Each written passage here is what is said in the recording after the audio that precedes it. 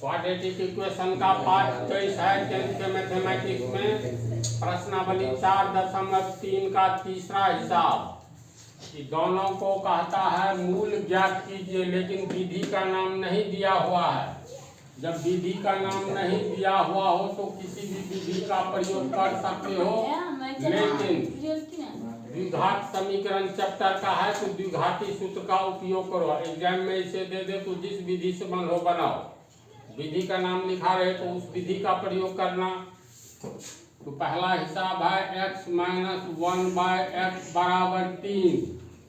कहता है x बराबर 0 नहीं है, यानी ये x का मान 0 नहीं है। तो इसको पहले हम लोग क्या करेंगे, भिन्न जोड़ x स्क्वायर माइनस 1। अब भिन्न जोड़ नहीं आता है तो मेरे विचार से पहला नाम लिखा लेना चाहिए। बराबर 3 होगा, तिरछा गुना करेंगे बराबर 3x और x स्क्वायर प्लस 3x पीछे आएगा माइनस 3x माइनस 1 बराबर 0। द्विघाती सूत्र से बनाएंगे तो यहाँ a बराबर कितना, b बराबर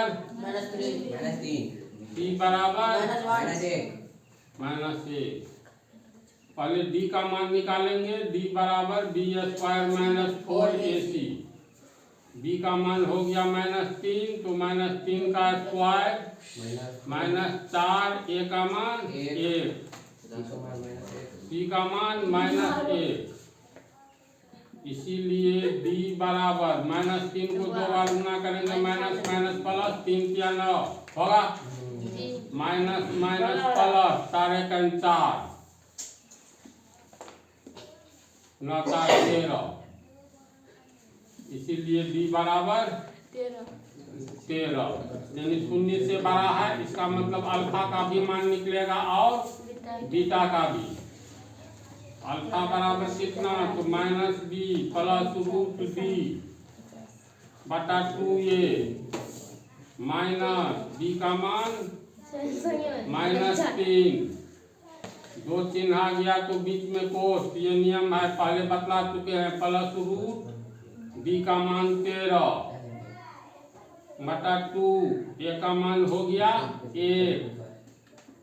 तो ये हो गया माइनस माइनस प्लस, यानी 3 प्लस √13 बटा 2 अल्फा बराबर। इसी तरह बीटा बराबर निकालेंगे तो -b प्लस के जगह माइनस हो जाता है √d बटा 2a माइनस b का मान -3 माइनस √d का मान 13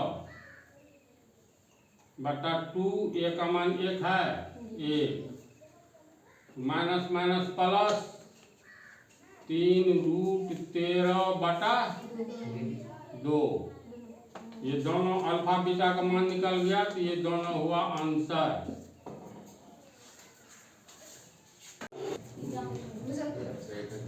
दूसरा प्रॉब्लम इसमें दिया है x बराबर -4 नहीं होगा और 7 नहीं होगा। इसके देने नहीं देने से कोई अंतर नहीं पड़ता है। इसमें हम लोग क्या करेंगे, भिन्न जोड़ है ये, तो x plus 4 into x minus 7, दोनों में इससे भाग देंगे, ये कट जाएगा ये बच जाएगा। इसको 1 से गुना करेंगे तो x माइनस 7 होगा। शुरुआत में 2 पद रहे तो कोष्ठ देना कोई जरूरी नहीं है, लेकिन इससे आगे देना पड़ेगा। इतना में इससे भाग देंगे तो ये कट जाएगा, ये बच जाएगा। 2 पद में है तो कोष्ठ माइनस कोष्ठ में x प्लस 4 बराबर 11 बटा 30। ये हो गया x minus 7 minus plus minus x minus plus minus 4।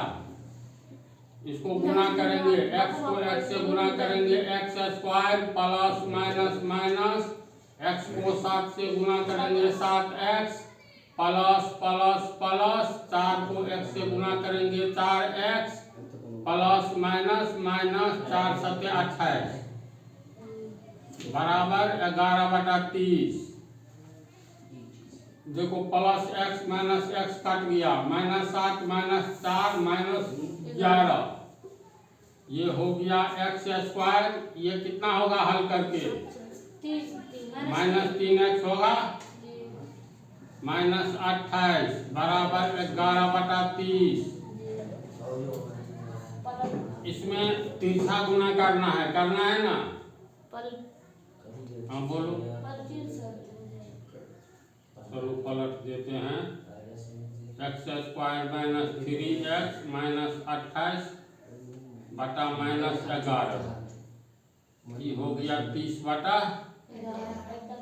अब देखो तिरछा गुना करेंगे तो -11 यहाँ जाएगा ना, तो 11 कट जाएगा, इसलिए एक तरफा गुना करो, दो तरफा नहीं। तो ये हो गया एक्स स्क्वायर -3x -28 बराबर 30 गुने -11 बटा 11, 11 का 11, 11 का 11 प्लस माइनस माइनस 30 को एक को गुना किए 30, नीचे वाला का कोई वैल्यू नहीं। तो ये हो गया एक्स स्क्वायर -3x -28 -30 को प्लस लाएंगे तो +30 बराबर 0।